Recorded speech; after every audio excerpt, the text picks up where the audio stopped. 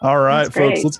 let's go ahead and get started. My name is Matt Winters. I am so excited to have you all here today. This is being recorded and it will be up on the UEN YouTube channel in a couple days. It usually takes me 1 to 2, maybe 3 days tops to get it up there, but then it'll be up there for everyone to use. And if you're part of Google Educator Group Utah, it'll be posted on there as well as shared in a few other places as well. So share it out with all your teachers, share it out with whoever you'd like. And in the chat, we'll put up the training website here in just a minute if this is your first training with us. Today, we've got awesome stuff. I'm so excited to share it with you. And we've got a great Google trainer with us, Deanna Taylor. Deanna, do you want to introduce yourself really quickly? Yeah, I'm Deanna Taylor. I am a Google certified trainer. I work with Jordan School District. I'm a digital learning specialist / coach, and I work with about a third of our elementaries in Jordan School District. Awesome. And it's so great to be here with you. She's going to be covering about 20 minutes of Google Forms, Google Certified Educator Level 1 stuff, then Google Certified Educator Level 2 stuff, and some of her favorite tips and tricks and ideas. And Deanna, I put some of mine on there, but feel free to share some of yours, because Forms is like one of those tools that has so much flexibility. It's lovely. It is. And then afterwards, we're going to do about 20 minutes on the, I think, maligned, I think is the term that we'd use here. Tool, Google Sheets, where a lot of teachers get afraid to use it because it's like doing Excel files, but it's such a powerful tool, and we'll get into that for about 20 minutes. After that, we will take Q&A. So if you have questions as we go through, you can toss them in the chat. I'll be monitoring them during Deanna's, and then we can look at them again in a few minutes. But then afterwards, if you want to jump on the mic after that 40-minute mark, we can jump in with questions and answers and things like that. Again, we are recording this call, so it will be posted later. So if you have to jump out and leave, or if you have a student drop by or an admin, do not worry. You can play catch up later as well. Okay, Deanna's going to share her screen. She's going to walk us through Google Forms, and I'm going to post the training website in our chat. So check that out as well. Okay. Everybody see my screen okay? All right. First thing, there's 2 ways to get to Google Forms. You can type in forms.google.com, like with all Google items, and it'll take you to a page that looks like this. And there are some form templates that you could use if you want, but we're looking at getting you certified. So you can also go, and usually they'll have you go through your drive. So when you go into your drive, you can click the new button here and go down to Forms. And it's a new blank form here. Okay. And then what we have here is an untitled form. And you can title your form. You can test, practice, whatever your form is going to be. I'm just going to put practice for this one at this point in time. And I find that if I put my title in right here, I can click there and it's going to make the same title for me. Okay. In the level 1, it asks you to do 3 different types of questions. It always gives you a blank question to begin with. And if you click on it, it will open that question. One of the types of questions we have to do is multiple choice. And one of our questions could be, what is your favorite sport? Or you could do a true false question if you wanted to. Do you like football? And sometimes it autofills for you here, but you're going to just put in your 2 options, yes and no. Whoops. What happened to my form? My Google. So sorry about that. My Google just disappeared on me. And then you could also hit return and do no. So that's a multiple choice. You're going to create a multiple choice question. Another question that Google asks you to do in there is they want you to do a drop down. So you could do, what grade do you teach?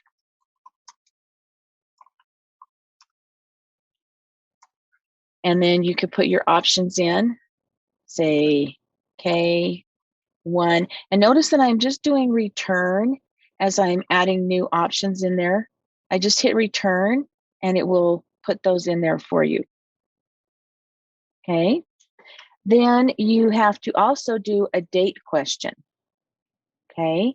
And that would be one of those questions you do it the same way. These are all of your question choices: short answer, multiple choice, check boxes, drop down, date question. So it asks you to do a question that would have a date attached to it.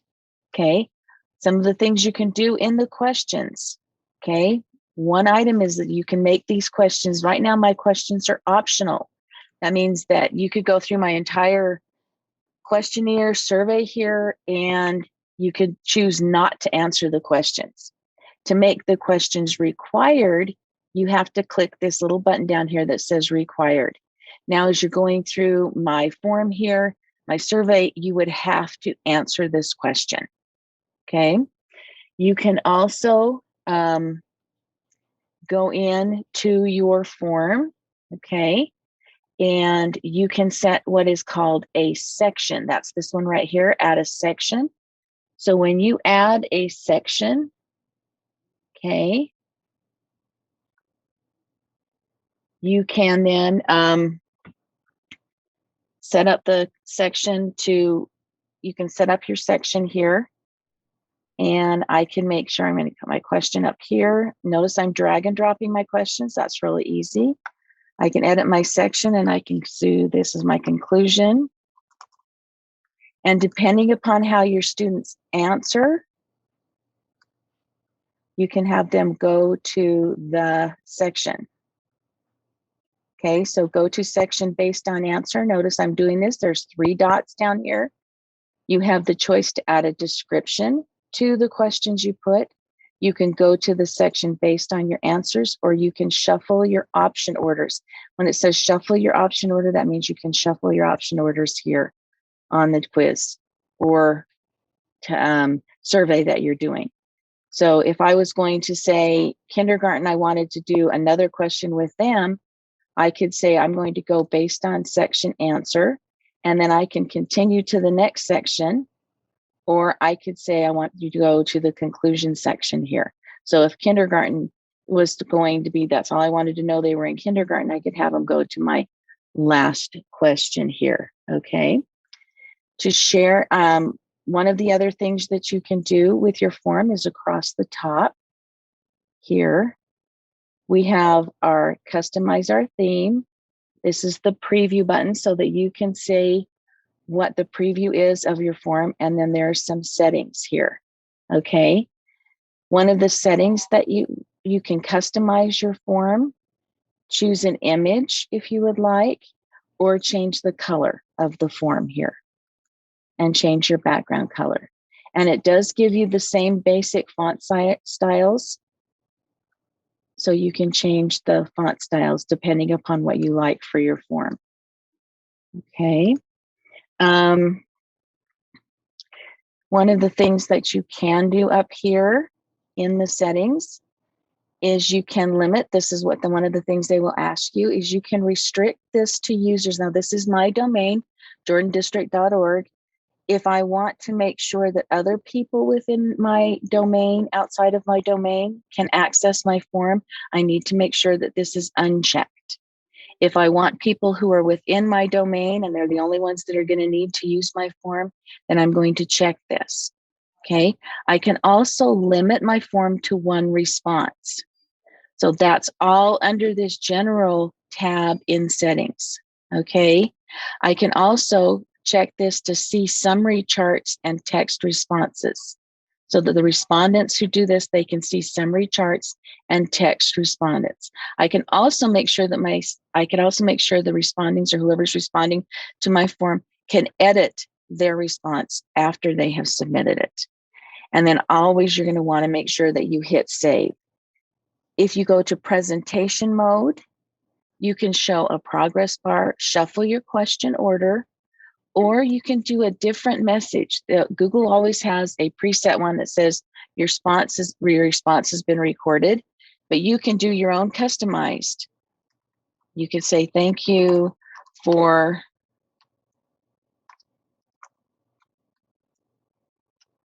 your response. Have a great day.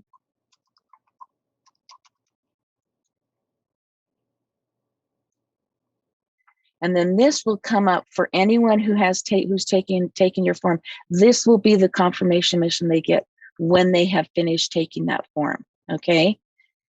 And you can actually disable autosave for all respondents, but they don't generally ask you that.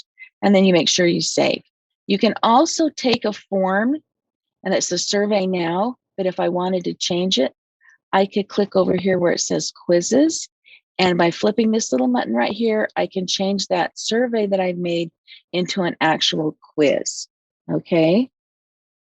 So that's what you can do with that and all of that. And once again, that was in the settings over here. It starts with the general, and then it goes with presentation, and then to quizzes. Okay. If you need to share your form, you can come over here to the 3 dots, and you can add collaborators right here to your form.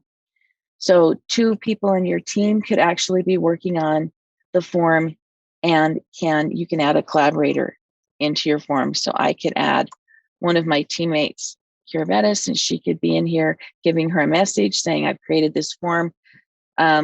Please edit it and help me with it. And then you can send that along. So that's how you can add editors and collaborators to your form. You can also share your form different ways. That's what the purple send button is here. The send button, you can send it in an email. You can put in the email address of who you want to send your form to. It'll give you, actually the subject is the title of the form that you've created. And then you can change your message right here. And if you check this box, it will include the form in your email. And this is another spot where you can add collaborators to your form. So there's 2 places. This right here, this link, the chain here, is where you can get the embed code, or the Google shortener to shorten your form is here, right here. So that's where you get, and then this is where you get your embed code. So if you wanted to embed it in Canvas or any other place, Canvas, I think you can embed it into Classroom's a little bit different, but if you wanted to put it into a website, you could put it into a website using the embed code, and that, so you can copy that there. All right. So that's how you're going to share your form. Okay. Then what we're going to do is we are going to look at different things, different ways you can see responses. You can see your responses here. Okay, there are 0 responses because I have not taken my form, but I can take my form by coming up here to the preview button. And now I'm in preview mode, so I can say, yes, I like football, and I'm going to teach 3rd grade, hit next, and I'm going to submit my form. So that's a way that you can practice taking your form. You can go through, and all I did was come to my form, my practice form right here, and I just clicked on the button over here that said to preview, and then it would allow me to take it. So I could take it again if I wanted to. So now you can see that I have 1 response. So your responses are here. And it also can do you up, it can give you a circle graph or a bar graph. Okay. And it shows you what the responses are that you've got there. You can also create a Google Sheet. This icon right here lets you create a Google Sheet that goes right along to your form. What I like about this is when you generate this to create a spreadsheet that goes along with your Google form to record your responses, the spreadsheet goes into the same folder that the form is in. So if you put your form in a specific folder in your drive, then this spreadsheet will go right along with it, so you don't have to search for it. And you just click on the button there, and there's this little spreadsheet here, and it'll say either to create a new spreadsheet, or you can actually add the responses to this form to an existing spreadsheet. We're just going to create a new spreadsheet for that. It'll create it right here. And then it gives you a timestamp that goes along with your form, the respondent's email address, and the answers to the quiz questions there. Okay. You can do the section break. Let's see. So I could send, let's see, enable quiz features on a form. I showed you where that is, but let's go through and review that. So it's settings, enable the quiz features. Some tips that I have for forms. How's my time looking, Matt? You got 2 or 3 minutes. Okay. So some of the tips that we have for forms that I like to do is when you are previewing and customizing, you can choose an image. They do have some pre-made images that you can add to your form to fancy it up. They don't usually ask for that when you're taking the assessment for the Google level 1 or 2, but it's kind of fun to know for future reference if you're creating a form. They have some sports and games ones, they have travel, they have other ones that just have some nice little graphics, or you can upload your own header and you can upload photos. Okay, so they have some pre-worked themes, so you can change that and put the jelly beans up there for mine and hit insert. Okay. One of the things that you can do with a question here is you can add a description to your question by just clicking on those 3 dots that says description. And then you could give your people taking your form a little bit more information. Okay. This one here, I could also require it again, and I could shuffle the order if I didn't want it. If I wanted to shuffle the order for my respondents. I could add another question here, and I could say, which holiday is your, I could spell today, that'd be great, is your favorite? And I'm going to do a checkbox for this one.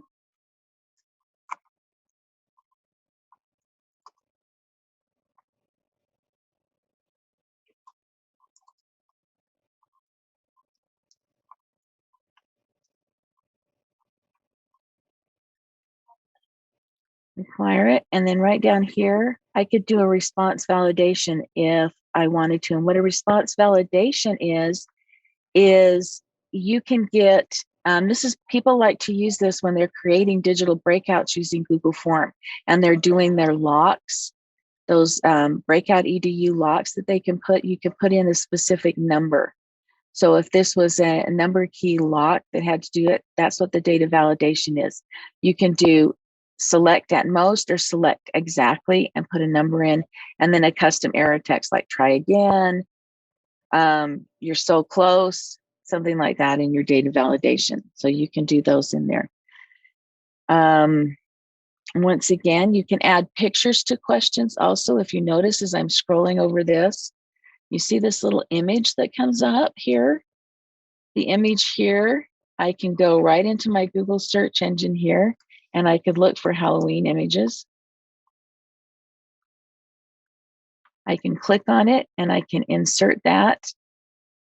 And it's going to put, now the image is going to show up in your form as being under the word, but actually, if you looked and previewed the, oh, it's not gonna let me. I'm gonna let me show it to you until I get out of that. But anyway, it actually puts it at the top of your form.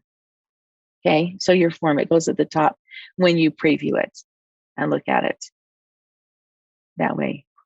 So I can't think of anything else I've forgotten for the level 1, level 2. Can you, Matt?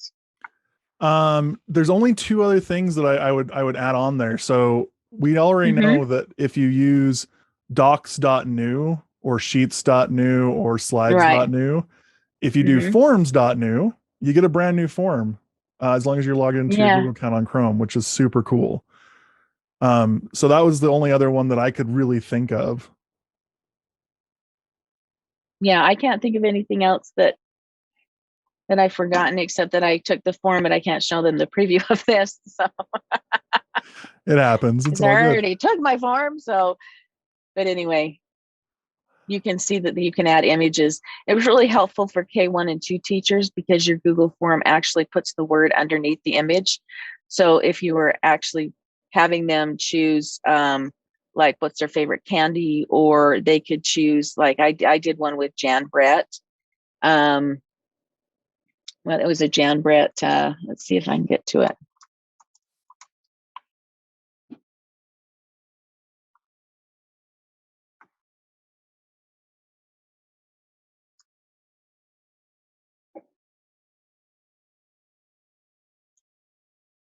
Well, and while you're looking for that, one of my favorite I got things. it right here. Oh, you got it? Okay.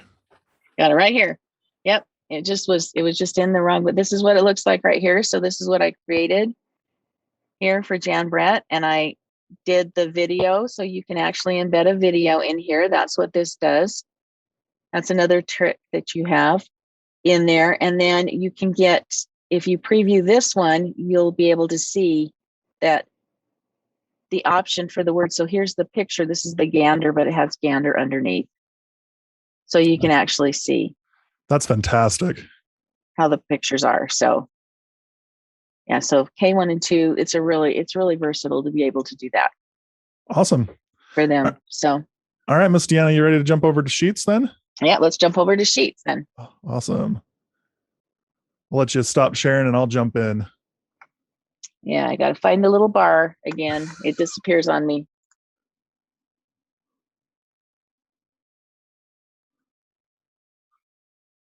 All right, where's my Zoom? So maybe if I just turn off one I think if you just turn it off, I think we'll be okay.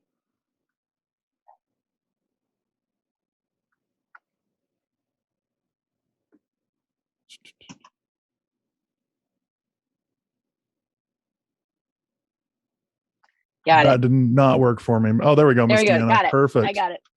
All right, I will jump in and start sharing now. Hidden mine.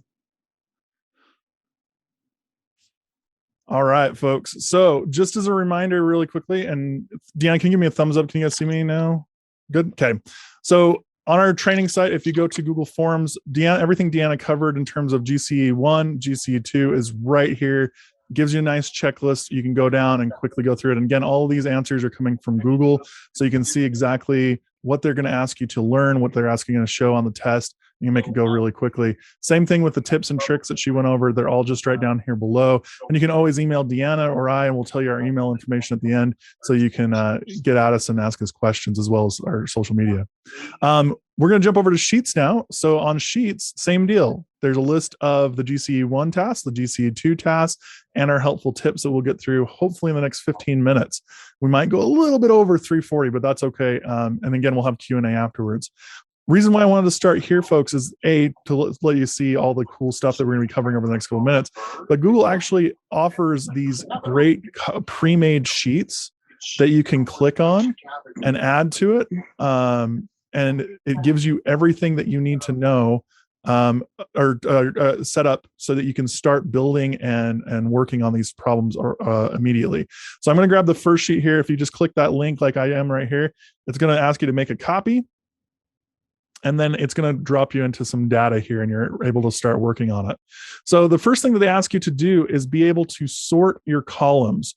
So if I go ahead and click on a column here, like for instance, I want all of these different locations to be in alphabetical order. If I go ahead and go up to data and then sort range by A to Z, there you go. You can see it. However, notice that my location gets a little messed up there. We'll talk about that in here in a second.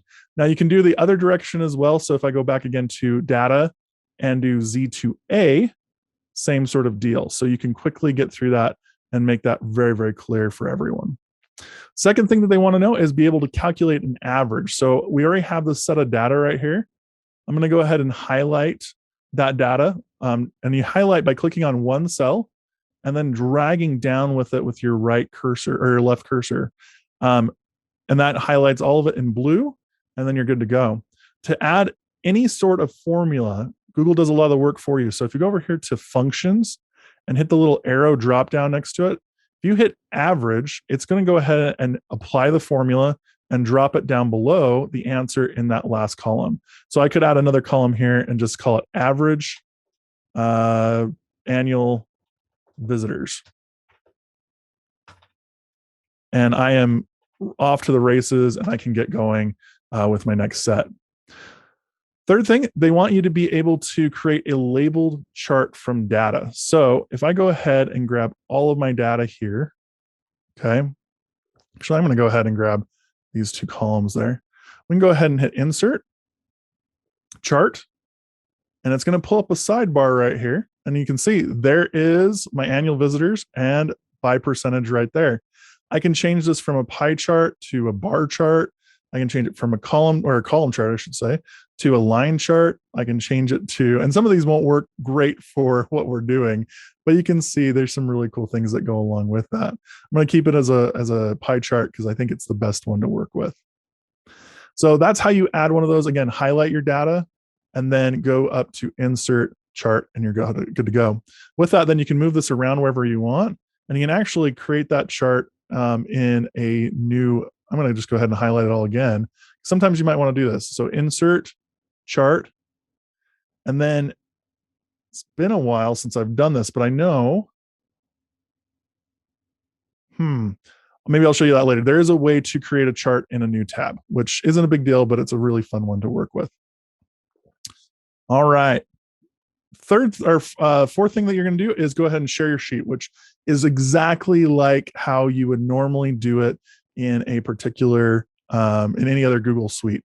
Or Google tool. So if you go up to share, it's going to open up your share link. So you can go ahead and I can add like Deanna and share this with her, and she's going to have access to it. I can also go ahead and do link access down below.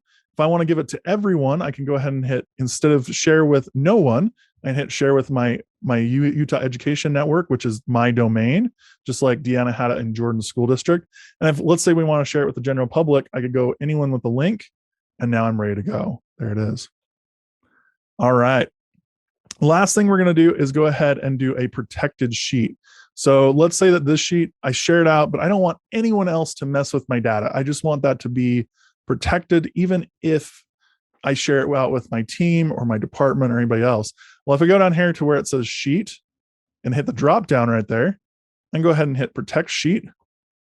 And then I can go ahead and enter a description. I can add a range or the sheet and set permissions. And I can say restrict who can edit this range, only me, done. And now, even if I share that with 100 people, the only person who will be able to manipulate that data is me. And I can change that and add more people if I'd like to down the line, which is awesome. All right. Well, you can also add, I'm just going to go to do this really quick. You can also add an image. And I'm going to go ahead and just click on a random cell. I'm going to go over here into the J column and hit image, insert, image in cell or image over cell, whichever one you'd like. I'm going to do in cell. And I'm going to go with what I always look up for some reason. It's the first thing that always comes to mind, which is tigers. Grab this guy right here. Awesome. Insert.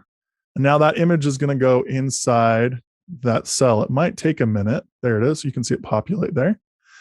And if I go ahead and click on that picture, this is something I wanted to make sure we got to because I skipped over it on accident. If you click on that cell where that picture is and we go down to alt text, then we can add alt text to this. And if you don't know what alt text is, it's basically for screen readers. They're going to read your screen. And if they have a picture, if there's no alt text in there, it's not going to tell them anybody what that text is or what that picture is. This describes it for that person. So maybe it's a student with a disability, maybe it's somebody, a colleague, whatever it might be. We want to make sure that we have that. So we can just add tiger standing up. All right, and hit OK. And that just embeds itself into that picture and you're good to go. You can also resize cells and do all sorts of stuff with that. All right, with that said, we're going to jump over to GCE2. So GCE2, I'm going to go back to our training site, and there's a completely different sheet that we can try and play around with. So I'm going to go ahead and add that one, open that up, make a copy. And it's going to be pre-populated with a ton of data. Now that looks overwhelming, and we as teachers, we have tons of data coming in from our students all day, every day. And we'll actually look at one link here in a few minutes with forms. It'll be super helpful. So first thing they're going to ask you to do in GCE2 is that they want you to know conditional formatting. Okay. What conditional formatting is if I were to change, like for instance, let's say Angie here, which is not a real student, by the way, I don't have real student data here, not breaking any FERPA laws. If I change her grade or her grade changes from a 96 to a 70, based on conditional formatting, I could change the color of that cell so it gives a warning light on that cell. So like for instance, if she drops down to a 70, maybe I have it turn yellow so I know that I need to go work with Angie a little bit more. So to do that, I'm going to go ahead and highlight all of the data that's in the sheet right now. So I'm just going to grab everyone's data there. So the range, just as you know, it might ask you a range question. So that's the first cell in the top left to the bottom cell in the bottom right. So right now I'm working from cell B2, which is this 96, down to cell K31. So we want to make sure we have that right when we go into conditional formatting. So if I go up to do conditional formatting, we're going to go to data. And I always, oh, was I on the wrong one? No. Sorry, guys. It's under format. I apologize. I always go to data. Used to be under data. It's actually under format. So if I go down there, hit conditional formatting, notice that it recognizes my data range. So I said B2 to K31. It's right there. And right underneath it, it's going to have formatting rules. So what they want you to be able to do is highlight specific cells. In the actual document that Google sent out, they want you to be able to change anything that is under 70 to yellow, and any cell that is D and F to purple. So I'm going to go ahead and say text contains, and I'm going to add D. Whoop. There we go. D. And notice that it's going to, oh, what did I do there? Control Z is your best friends, folks. There we go. I'm going to trash that one. Don't know what happened. Boom. All right. Add another rule. B2 to K31. We're going to go contains. We're going to hit D. And we want that to change to purple. Hit done. Notice it grabbed all the purple. We're going to add another rule. Text contains F. And we're going to have it change to, again, purple. Done. There we go. Now, using the same data set, we're going to add one last rule. Format cells if text contains, is less than, down here, 70. We're going to have that change to yellow. And we're good to go. So now I can go ahead and see which students are struggling in my class really quickly or have struggled on a test, or where their grade is at really quickly, and I can work with that data very, very easily. It's fun to do conditional formatting and set up some rules for yourself so that you know exactly what's going on. I do this a lot with like if I'm scheduling a bunch of trainings and people need to do certain things, I'll have their name there, and that'll be part of the conditional formatting. So if I put my name in, it'll turn green. So I know all the green stuff is stuff I need to be doing, which is really fun. All right. Next one we're going to do is do a drop-down list. So I'm just going to go ahead and click on L2 over here. You can see I grabbed that. I'm going to hit data. And I'm going to hit data validation right here. Now, a drop-down will allow you to add different things that you can click into and put in a location, like, for instance, class periods, or maybe quarters, or assignment titles, or maybe even letter grades. So it just makes it quicker for you. So I'm going to hit data validation. It's already got my L1 or L2 position set up. I'm going to go ahead and list an items. And then right next to it, I can go ahead and add things. So I'm going to go A, B, C, D, and F. Notice I just put a comma in between. So it makes it really easy for it to recognize that I have A as a value, B as a value, C as a value, that sort of thing. It's going to go ahead and do a drop down on the list. And it's going to, an invalid data input warning and reject input. Hit save. And notice that now in my cell, I get this little drop down. If I click that, there are all my letter grades. And I can just click on it. And I know that I have an A there. And if, let's say I have 100 students that I need to check their grades on, and I want to make sure they're doing well in my class, all I have to do is have the list of the students' names, do a data validation, make sure that that's set up, and I can go ahead and click where it gives me a little target on the bottom right-hand corner, click and drag, and it just copies that data validation for me. Just make sure you don't have anything inputted in there, or it'll copy that input value as well. So notice that it grabbed A all the way through. It'd be a lot easier if there's nothing in there at first. And so if you make that mistake, it's really easy to just go backspace and then just copy again over that cell, just like so. And now it just disappears. One of my favorite parts of it. All right. That hits everything that they're looking for, the essential tasks for GCE2.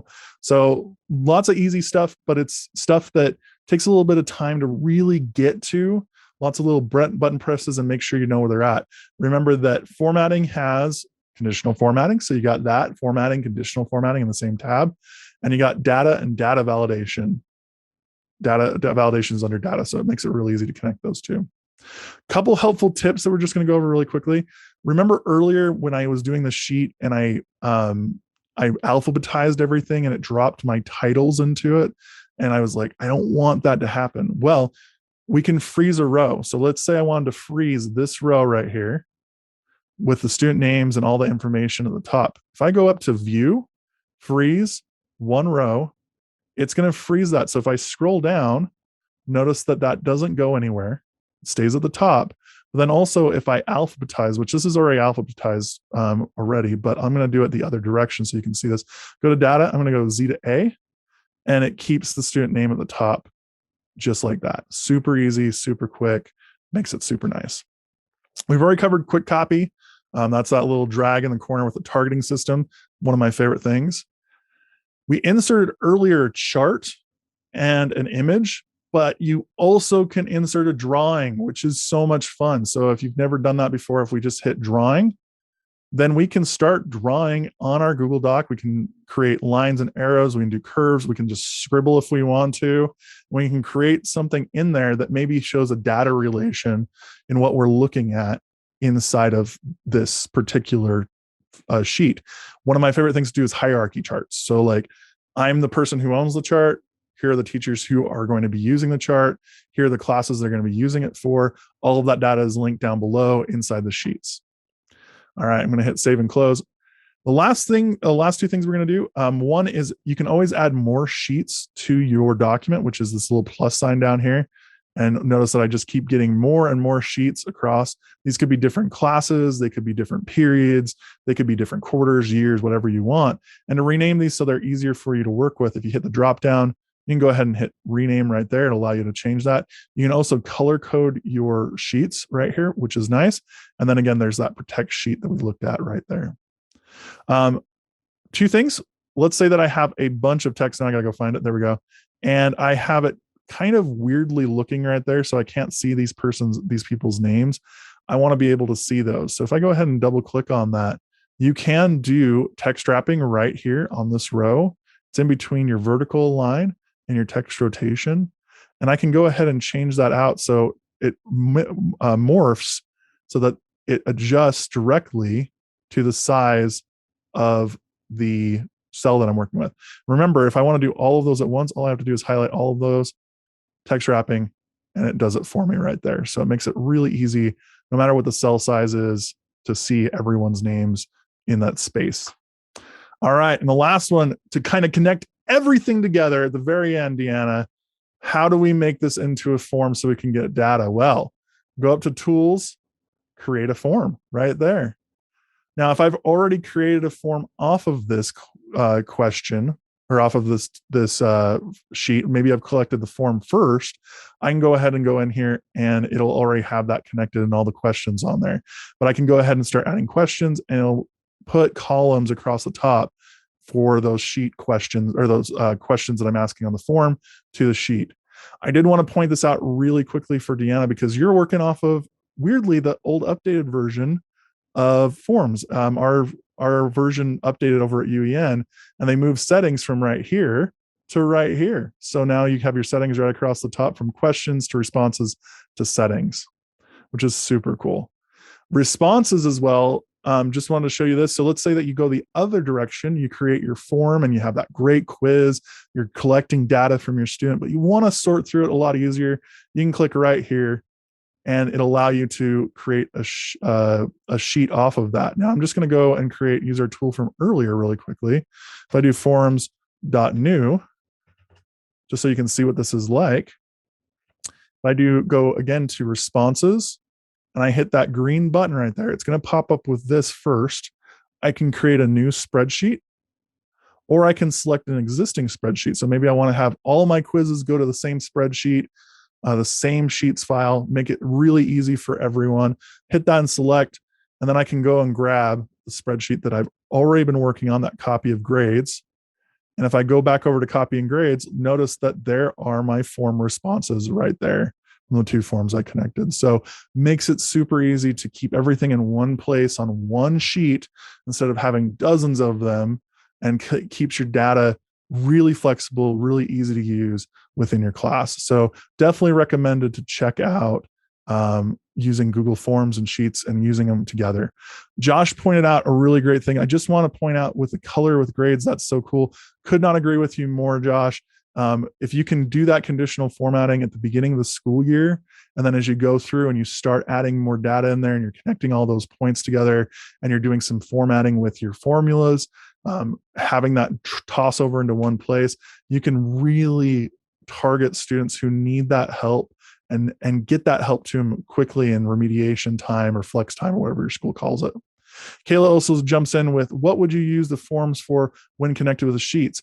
Well, think of it like this, Deanna, and Deanna, you can jump in on this as well. But Kayla, if we're using the form to collect data, so the students are filling out a quiz, or maybe parents are filling out a disclosure statement or a permission slip, and all of that data is going to filter to our sheet that makes it easily accessible and organizable, rather than being kind of I always find the forms to be really helpful, but I think it's a lot cleaner when we jump it over to a sheet. Well, and I had a teacher. Yeah, I had a teacher that did that, she made one form to collect her reading minutes that her students were doing for each month, but she didn't want to have a different sheet every time. So she created the one form and could use it and change it every month and put different pictures on it. But then she could create a new spreadsheet that would go on to that existing spreadsheet. So she would make a new one. So it would make a new tab. And then she could tabulate and see across time what the reading minutes were for students in her class. So that's a great way for you to do it. Yeah, and so absolutely. You can look at that. Deanna, I think you bring up a great point there. And this is a way advanced thing that if you're interested, Deanna or I could both help you out with this. Yeah. You can do formulas across sheets and do connect those together into one central sheet. So like, for instance, reading minutes from quarterly or from yearly, or scores and things like that. It's a lot of work to do it, but it can be really valuable if you're trying to be a really data-centric, flexible teacher, which is really cool. All right. And with that, go ahead. Sorry, one other thing is, one other answer to Kayla's question is that you can see more easily the responses your students type in when you put it in the Google Sheet. Then you can, because you have to scroll down to find it in the forms under responses. So you have to drag down, but the sheet puts it right out by the student's name. And so you can see exactly all of the responses they had right in a line. So that's a good way why you want to connect the sheet to it, so you can see that. Plus, and going along with that, if you are having students submit URLs or photos or videos, it's way easier to look at those inside a Sheets file than it is to try and do those on your form, because then you can look at them really quickly and work that through. Awesome. I'm glad that makes sense for you, Kayla. And we'll take more questions here in just a minute. I'm just going to wrap up this portion and then we'll jump into Q&A here. A couple things. So first of all, here's the training site again, bit.ly/UEN fall Google, all caps.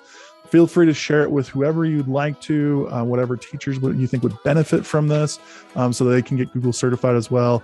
On there, you'll find my email, mwinners@uen.org, and my Twitter and my Instagram. Feel free to follow me. I usually tweet a lot about stuff, particularly Google stuff and technology, so feel free to get at me. On there as well, you'll see this link right here. I say it's Google Educator Group Utah Leader. Deanna's also a leader inside of Utah Educator or Google Educator Group. If you click on that link, it will send you to our site, which is this guy right here, and you can join GEGUtah. We'll add you to the site so you can share that with your admin and say, hey, I'm part of a statewide organization. Check that out. That's amazing. But then also you'll be added to a closed Google group where you can ask questions, you can share resources, we can get latest things, and we have monthly meetups and trainings that are exclusively for Google Educator Group Utah.